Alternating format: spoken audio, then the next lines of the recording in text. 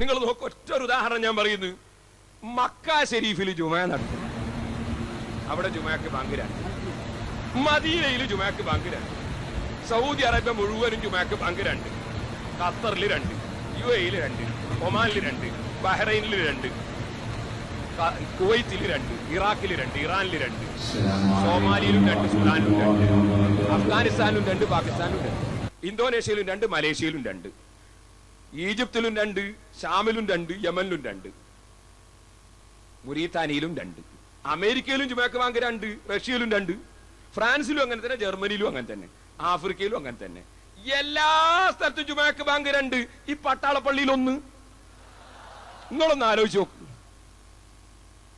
എല്ലാ മനുഷ്യന്മാരും തിരിഞ്ഞു നിസ്കരിക്കുന്ന മക്കയിലേക്ക്, ഈ പട്ടാളപ്പള്ളിയിൽ നിന്നും തിരിയുന്ന മക്കയിലേക്ക്. അവിടെ എത്രയാ ബാങ്ക് ജുമാക്ക്? അവിടെ 2. ഇവിടെ എത്രയാ? ഇവിടെ 1.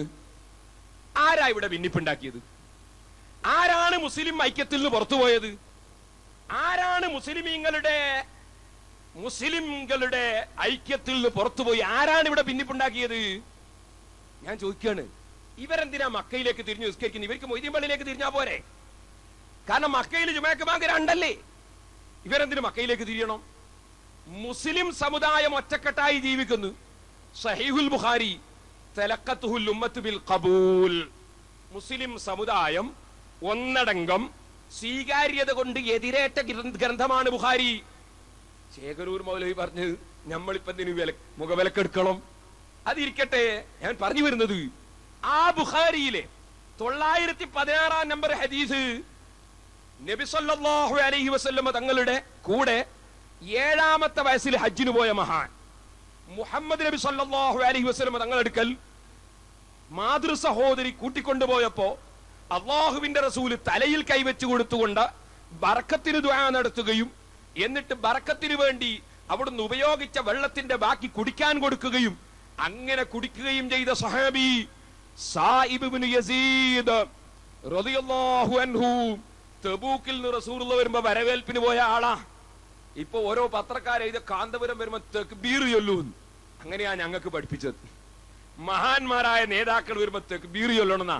മദീനയിൽ റസൂലുള്ള വരുമ്പോഴും അല്ലാഹു അക്ബർ ജാഅ മുഹമ്മദ്, അല്ലാഹു അക്ബർ ജാഅ റസൂലുള്ളാഹ് എന്ന് സഹാബത്ത് തക്ബീർ ചൊല്ലിയിട്ടുണ്ട്.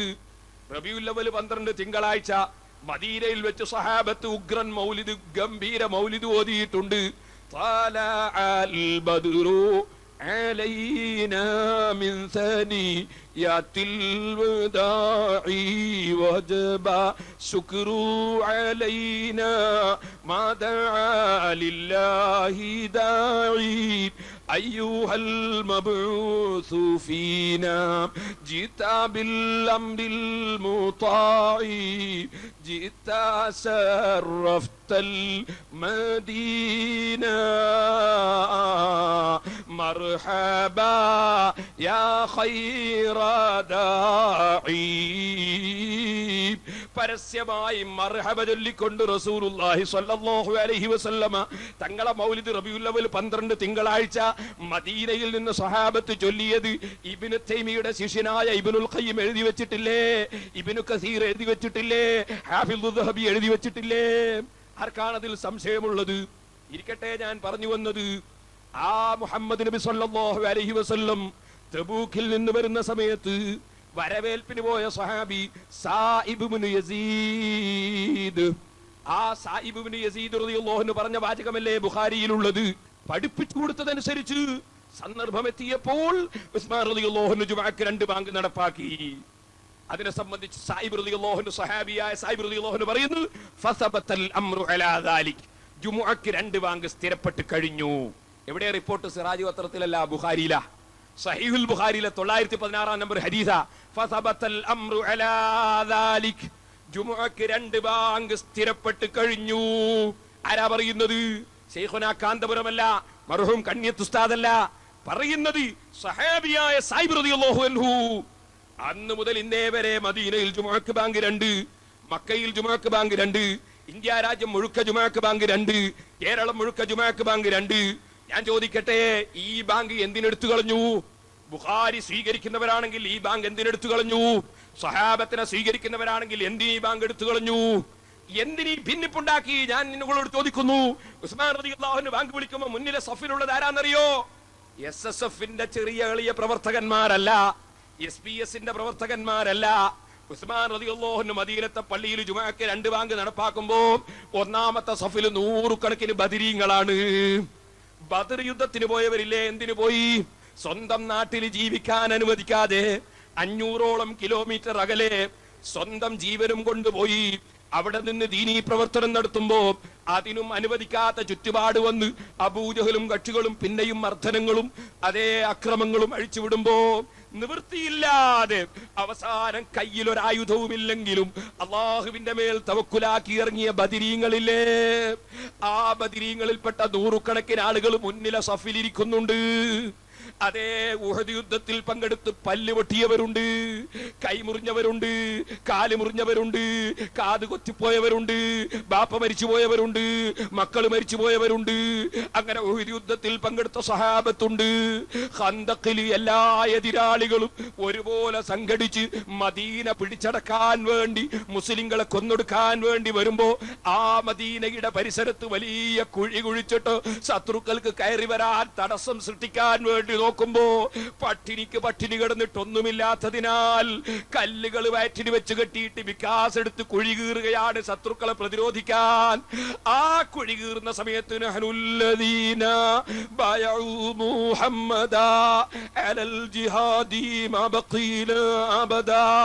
എന്ന് ചൊല്ലിയ ഖന്തഖിൽ പങ്കെടുത്ത സഹാബത്തുണ്ട്. ഇവരെല്ലാം മദീനത്തെ പള്ളിയിലെ സഫിൽ നിറഞ്ഞു കിടക്കുന്നു. ബദരീകളും മുഹദീകളും ഖന്തഖീകളും ഒക്കെ നിറഞ്ഞു കിടക്കുന്നു. ഉസ്മാൻ റളിയല്ലാഹു അൻഹു മദീനത്തിൽ 2 ബാങ്ക് നടപ്പാക്കുന്നു. ബദരീങ്ങളിൽപ്പെട്ട ഒരൊറ്റ സഹാബിക്ക് തർക്കമില്ല, ഉഹദിൽ പങ്കെടുത്തവർക്ക് തർക്കമില്ല, ഖന്തഖിൽ പങ്കെടുത്തവർക്ക് തർക്കമില്ല, മൂത്തത്തിൽ പോയവർക്ക് തർക്കമില്ല, തബൂക്കിൽ പോയവർക്ക് തർക്കമില്ല. തർക്കമുള്ളത് ആർക്ക്? ഇവിടുത്തെ മുജാഹിദിന് തർക്കം, ബദരീങ്ങൾക്ക് തർക്കമില്ല. ഉഹദിൽ പങ്കെടുത്തവർക്ക് തർക്കമില്ല, ഖന്തഖിൽ പങ്കെടുത്തവർക്ക് തർക്കമില്ല. എന്നിട്ട് നേരത്തെ ഉസ്താദ് സൂചിപ്പിച്ചു എന്നാണ് എന്റെ അറിവ്. സൂചിപ്പിച്ചില്ലേ? നമ്മുടെ വടകരയില്, ആയഞ്ചേരിയില്, പൈങ്ങോട്ടായില് എന്തിനാണ് ആ പള്ളിയിൽ പശു കയറി മൂത്രമൊഴിക്കുന്നത്? എന്തിനാണ് ആ പള്ളിയിൽ നായ കയറുന്നത്? എന്തിനാണ് ആ പള്ളി തകർന്നുകൊണ്ടിരിക്കുന്നത്? ഈ മദീനത്ത് നടപ്പാക്കിയ 2 ബാങ്ക്, ലോകമൊട്ടാകെ കൊടുക്കുന്ന 2 ബാങ്ക് ഇവിടെ പാടില്ല എന്ന് പറഞ്ഞതിന്റെ പേരിലല്ലേ പള്ളിയിൽ പശു കയറി മൂത്രമൊഴിക്കുന്നത്? ആ മക്കയിലും മദീനയിലും അന്ന് മുതൽ ഇന്ന് വരെ സർവ്വ ഭാഷക്കാരും വന്ന് പങ്കെടുക്കുന്ന ജുമുഅ, ആ ജുമുഅയില് ഒറ്റ ഭാഷ, ലോകമൊട്ടാകെ ഒറ്റ ഭാഷ. ആ ഭാഷ മാറ്റണമെന്ന് പറഞ്ഞിട്ടല്ലേ പള്ളി പൂട്ടിക്കിടക്കുന്നത്? അതേ സഹോദരന്മാരെ, മക്കയിൽ 20 റക്അത്ത് തറാവീഹ്, മദീനയിൽ 20 റക്അത്ത് തറാവീഹ്, അത് റസൂലുള്ളാഹി നിസ്കരിച്ച് കാണിച്ചു കൊടുത്തു. അത് കണ്ട സ്വഹാബത്ത് അതേ നിലക്ക് പകർത്തി. ആ 20 പാടില്ല എന്ന് പറഞ്ഞിട്ടല്ലേ പള്ളി പൂട്ടിക്കിടക്കുന്നത്? ആരാണ് ഇവിടെ മുസ്ലിം സമുദായത്തിൽ ഭിന്നിപ്പുണ്ടാക്കിയത്? ആരാണ് ഇവിടെ മുസ്ലിമീങ്ങളെ തമ്മിൽ അടുപ്പിച്ചത്? എന്നിട്ട് ഈ കക്ഷികൾ പേച്ചവരാണ് എന്ന് പറയുന്നവരാ ഭിന്നിപ്പുണ്ടാക്കിയതാ. ഞാൻ നേരത്തെ പറഞ്ഞതുപോലെ നമ്മളെ കൂട്ടുന്ന ഇറങ്ങിയിട്ട് ഉപദേശിക്കുന്ന പക്ഷി, ആ പക്ഷിയാ കുഴപ്പമുണ്ടാക്കിയതാ? ഈ പക്ഷിയാണോ കുഴപ്പമുണ്ടാക്കിയത്? സഹോദരന്മാരെ, ഞാൻ പറഞ്ഞു വരുന്നത്, എന്നിട്ട് മുജാഹിദ് എന്തെഴുതി? അവരുടെ ഭീകര പരസ്യമായിട്ട് അൽമനാറിൽ എഴുതി വരുന്നതിൽ ഫലമുണ്ടെന്നും പ്രതിഫലമുണ്ടെന്നും വിശ്വസിക്കുന്നവൻ വിഡ്ഢിയും വഴിപഴച്ചവനുമാകുന്നു. അള്ളാഹുവിന്റെ അടുക്കലേക്ക് അവശ്യപൂരണത്തിന് തന്മൂലം വഴി തുറക്കുമെന്നും വിഷമങ്ങളെ അത് നീക്കുമെന്നും സുഖ സൗകര്യങ്ങൾക്ക് വഴി തുറക്കുമെന്നും ആയുസ്സിനെ സംരക്ഷിക്കുമെന്നും ഒക്കെ വിശ്വസിക്കുന്നവൻ അവിശ്വാസിയും മുശ്രിക്കും ആയിരിക്കും. അവനെ കൊല്ലൽ നിർബന്ധമാണ്. മഖ്ബറയിലേക്ക് നേർച്ചയാക്കുന്നവർ മുശ്രിക്കീങ്ങളാണ്. മുശ്രിക്കീങ്ങളാണെങ്കിൽ പിന്നെ കൊല്ലൽ നിർബന്ധമാണ്. ഇങ്ങനെ പരസ്യമായി എഴുതിയൊരു പ്രസ്ഥാനം മുജാഹിദിന്റെ മുഖപത്രത്തിലല്ലേ ഇത് എഴുതിയത്? 981 ഒക്ടോബറിലെ മുഖപത്രത്തിലല്ലേ ഇത് എഴുതിയത്? ഇങ്ങനെയുള്ള ഒരു ഭീകര പ്രസ്ഥാനം വേറെ ഏതാണ് ഇവിടെ പ്രവർത്തിക്കുന്നത്? സഹോദരന്മാരെ, ജമാഅത്ത് ഇസ്ലാം, ജമാഅത്ത് ഇസ്ലാമിക്കാരെന്താ എഴുതിയത്?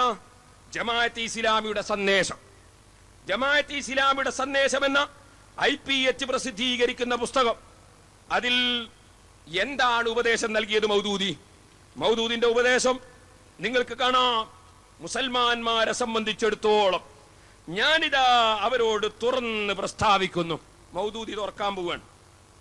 തുറന്ന് പ്രസ്താവിച്ചത് ആധുനിക മതേതര ദേശീയ ജനാധിപത്യം നിങ്ങളുടെ ഇസ്ലാമിനും ഈമാനിനും ഘടകവിരുദ്ധമാണ് എന്ന് പറഞ്ഞിങ്ങനെ തുടങ്ങിയിട്ട് അവസാനം അദ്ദേഹം പറയാണ്, നിങ്ങൾ പരിശുദ്ധ ഖുർആനും തിരുദൂതരും ആവിഷ്കരിച്ച ഇസ്ലാമിലാണ് വിശ്വസിക്കുന്നതെങ്കിൽ, ഇസ്ലാമിലാണ് യഥാർത്ഥത്തിൽ വിശ്വസിക്കുന്നതെങ്കിൽ, നിങ്ങൾ എവിടെയായിരുന്നാലും ശരി മതേതര ഭൗതികത്വ സിദ്ധാന്തത്തിൽ അധിഷ്ഠിതമായ ഈ ദേശീയ ജനാധിപത്യത്തെ പ്രതിരോധിക്കുകയും പകരം ദൈവവിശ്വാസത്തിൽ അധിഷ്ഠിതമായ ആ മാനുഷിക പ്രാതിനിധ്യത്തിന്റെ സ്ഥാപനാർത്ഥം സമരം നടത്തുകയും ചെയ്യേണ്ടത് നിങ്ങളുടെ ഒഴിച്ചുകൂടാത്ത മതകർത്തവ്യം മാത്രമാകുന്നു. ജനാധിപത്യത്തിനെ പ്രതിരോധിക്കാൻ സമരം നടത്തലും അത് മതകർത്തവ്യമാകുന്നു എന്ന് പറഞ്ഞിട്ട് പാവപ്പെട്ട കുട്ടികൾക്ക് വികാരമുണ്ടാക്കി ഭീകരവാദികളാക്കി പുറത്തിറക്കിയ ജമാഅത്ത് ഇസ്ലാമിയില്ലേ, ഈ ജമാഅത്ത് ഇസ്ലാമിയും മഖ്ബറയിലേക്ക് നേർച്ചയാക്കുന്നവരെ കൊല്ലൽ നിർബന്ധമാണെന്ന് പറഞ്ഞ മുജാഹിദും ഇതിന് രണ്ടിനും വളം വെച്ചു കൊടുക്കുന്ന മറ്റൊരു സാധനവും, ഞാനിപ്പോ ഇതിന്റെ പേര് പറയുന്നില്ല, പറയാൻ മാത്രമില്ല, അതുകൊണ്ട് പറയുന്നില്ല. സഹോദരന്മാര് എഴുതാണ്, ഈ സഖാഫികളൊക്കെ ഭീകരവാദികളായിട്ട് ഇറങ്ങല്ലേ എന്നാ എഴുതുന്നത്. ഞാൻ ചോദിക്കുന്നു, ബുദ്ധിയില്ലേ ഇവർക്ക്? ഇവിടെ ഭീകരത വളർത്തിയത് സുന്നത്ത് ജമാഅത്തല്ല, സുന്നത്ത് ജമാഅത്തിന്റെ സംഘടനയുമല്ല. ഇടയ്ക്കൊരു കാര്യം പറയുന്നു, നമ്മുടെ മർക്കസ് സഖാഫത്ത് സുന്നിയുടെ കലണ്ടർ എല്ലാവരും വാങ്ങണം, സിറാജുലുദ്ദീന്റെ കലണ്ടറും വാങ്ങണം. അതിന്റെ പുറമെ നമ്മുടെ പല പ്രസംഗ കേസറ്റുകളും ഈ സദസ്സിലുണ്ട്.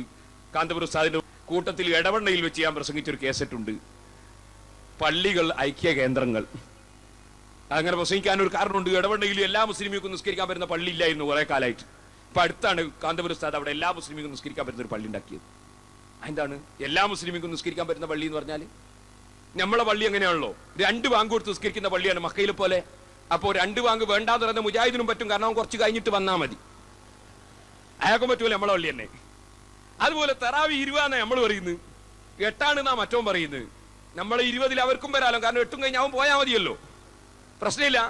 നിസ്കരിച്ചതിന് ശേഷം ദ്വാരക്കണമെന്ന് നമ്മൾ പറയൂ, അവൻ ദ്വാരക്കണ്ടെന്ന് പറയും, പ്രശ്നമില്ല, അവൻ കാമ്യം പറയണ്ടെന്ന് വെച്ചാൽ മതിയല്ലോ. അങ്ങനെ തുടങ്ങി നമ്മളെ പള്ളി എല്ലാവർക്കും പറ്റൂ, ഇതൊരു കൂട്ടർക്ക് മാത്രം ഒരു പള്ളി ഉണ്ടാക്കി വെച്ചിരിക്കുന്നു. അറബിയിലുള്ള ഖുത്ബ എല്ലാവർക്കും പറ്റൂ, അമേരിക്കക്കാരനും പറ്റൂ, റഷ്യക്കാരനും പറ്റൂ, നമ്മളെ വീരപ്പന്റെ നാട്ടുകാർക്കും പറ്റൂ, എല്ലാവർക്കും പോലെ ഒറ്റ ഖുത്ബ. മക്കയിൽ എല്ലാവരും പോകുന്നില്ലേ, അവിടെ ഒറ്റ ഭാഷയിലുള്ള ഖുത്ബല്ലേ, എല്ലാവർക്കും പറ്റൂ. അത് തന്നെ നേരെ മറിച്ച് മലയാളത്തിലായ തമിഴ്നാട്ടുകാർക്ക് പറ്റുമോ, കർണാടകക്കാർക്ക് പറ്റുമോ? ഞമ്മക്കും പറ്റൂല. അത് വേറൊന്ന്, ഞാൻ ഇത് ബുദ്ധിപരമായിട്ട് പറയാ. ഇസ്ലാമിന്റെ നിയമം അനുസരിച്ച് ആർക്കും പറ്റൂല, ജുമയാവൂല, മീറ്റിംഗേ ആവുള്ളൂ. അത് വേറൊരു വിഷയം. എല്ലാവർക്കും പറ്റുന്ന ജുമ നമ്മളത്. സുന്നികളെ പള്ളിയൊക്കെ ഐക്യത്തിന് വേണ്ടിയുള്ളതാ, മറ്റുള്ള ഒക്കെ ഉള്ള ഐക്യം തകർക്കാനുള്ളതാ. എല്ലാവർക്കും ഒരു സ്കെറ്റ് ഇടാത്ത പള്ളി എന്തിനാണ് ഇത് ഉണ്ടാക്കുന്നത്? അപ്പൊ സഹോദരന്മാരെയും പള്ളികൾ ഐക്യ കേന്ദ്രങ്ങൾ എന്ന വിഷയത്തെ സംബന്ധിച്ച് പ്രസംഗിച്ച കേസറ്റ് കേൾക്കണം എന്ന് ഞാൻ പ്രത്യേകം സാധാരണക്കാരോട് പറയാം. നമ്മളെ മുത്താലിമികൾ എപ്പോഴും കേൾക്കുന്നവരായി. സുന്നത്ത് ജമാഅത്ത് ഇവിടെ ഐക്യത്തിന് വേണ്ടി നിലകൊള്ളുന്ന ഒരു പ്രസ്ഥാനമാണ്. സുന്നത്ത് ജമാഅത്തിന്റെ വിരോധികളെല്ലാം ഇവിടെ അനൈക്യം സൃഷ്ടിച്ചവരാണ്. എന്തിനധികം പറയണം, കഅബയെ പോയിട്ട് കുഴപ്പമുണ്ടാക്കിയില്ലേ ഈ മുജാഹിദ്? റസൂലുള്ളാഹിന്റെ മദീനത്തിൽ എന്നിട്ട് കുഴപ്പമുണ്ടാക്കില്ലേ? ഞാൻ പറയാണോ, CH മുഹമ്മദ് സാഹിബ്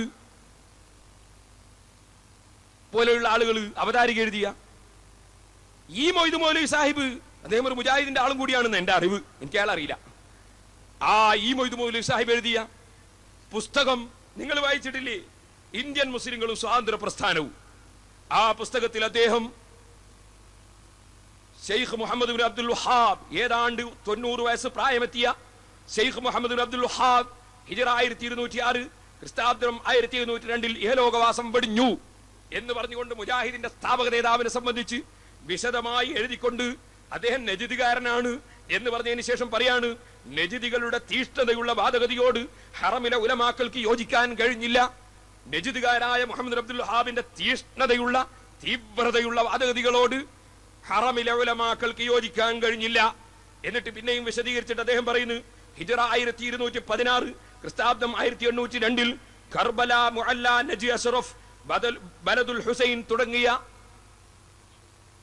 രാജ്യങ്ങളെ നജിദുകാർ ആക്രമിച്ചു. അവിടങ്ങളിലെ ധനങ്ങളും ഖജാനകളും രത്നങ്ങളുമെല്ലാം പിടിച്ചെടുത്ത് അവ പട്ടാളക്കാരുടെ ഇടയിൽ വിതരണം ചെയ്തു. ഖബറുകളുടെ മേൽ പടുത്തുയർത്തിയിരുന്ന എടുപ്പുകൾ പൊളിച്ചു നീക്കി. പിന്നെയും അദ്ദേഹം എഴുതിയാണ്, ഇവർ ചെയ്ത ഭീകരപ്രവർത്തനം, മുജാഹിദിന്റെ ഭീകരത, പരിപാവനമായ കഅബയിൽ ഉണ്ടായിരുന്ന വില പിടിച്ച എല്ലാ സാധനങ്ങളും രത്നങ്ങളും നാണയങ്ങളും അടക്കം ചെയ്ത ഭണ്ഡാരം അധീനപ്പെടുത്തി അവ പട്ടാളക്കാർക്ക് വീതിച്ചു കൊടുത്തു. ഖബറുകളുടെ മേൽ തുർക്കികളും മറ്റും നിർമ്മിച്ചിരുന്ന ഗോപുരങ്ങളും കുബ്ബകളും പൊളിച്ചു നീക്കി. കഅബയിലുള്ള സർവ്വ ഭണ്ഡാരങ്ങളും കൈവശപ്പെടുത്തി അതവരെ പട്ടാളക്കാർക്ക് വീതിച്ചു കൊടുക്കുകയും എന്നിട്ട് ഖബറുകളുടെ മേലുള്ള ഖുബ്ബകൾ മുഴുവൻ തച്ചൊടക്കുകയുമാണ് ഈ മുജാഹിദിന്റെ ആളുകൾ ഹിജാസിൽ തന്നെ ചെയ്തിട്ടുള്ളതെന്ന് ഞാനല്ല പറയുന്നത്, ഈ മൗദ് മൗലവി എഴുതിയാണ്. എന്നിട്ട് പിന്നെ പറയുന്നത് പിറ്റേ കൊല്ലം മദീന മുനവ്വറയും കൈവശപ്പെടുത്തി അവിടെയും മക്കയിൽ ചെയ്ത പോലുള്ള പ്രവർത്തികൾ ചെയ്തു. ഖബറുകളിലെ ഖുബ്ബ പൊളിച്ചത് വലിയ എതിർപ്പിന് കാരണമായി. ഇങ്ങനെ മഹാന്മാരുടെ മഖ്ബറുകൾ തകർക്കുകയും കഅബയിലുള്ള സ്വത്തുക്കൾ അപഹരിക്കുകയും അതെന്നിട്ട് പട്ടാളക്കാർക്ക് വിതരണം ചെയ്യുകയും ചെയ്ത ഭീകര പ്രസ്ഥാനമായ മുജാഹിദ് പ്രസ്ഥാനവും ആ മുജാഹിദ് പ്രസ്ഥാനത്തിന്റെ ആളുകൾ സമാധാനത്തിന് വേണ്ടി മാത്രം നിലകൊള്ളുന്ന പണ്ഡിതന്മാരെയും സമാധാനത്തിന് വേണ്ടി മാത്രം പ്രവർത്തിക്കുന്ന സ്ഥാപനങ്ങളെയും സംഘടനകളെയും ഭീകരവാദികളാക്കി ചിത്രീകരിക്കുന്നത് എത്ര അപമാനകരമാണ് സഹോദരന്മാരെ. ഞാൻ ആ ഭാഗത്തേക്ക് വിശദമായി കടക്കുന്നില്ല.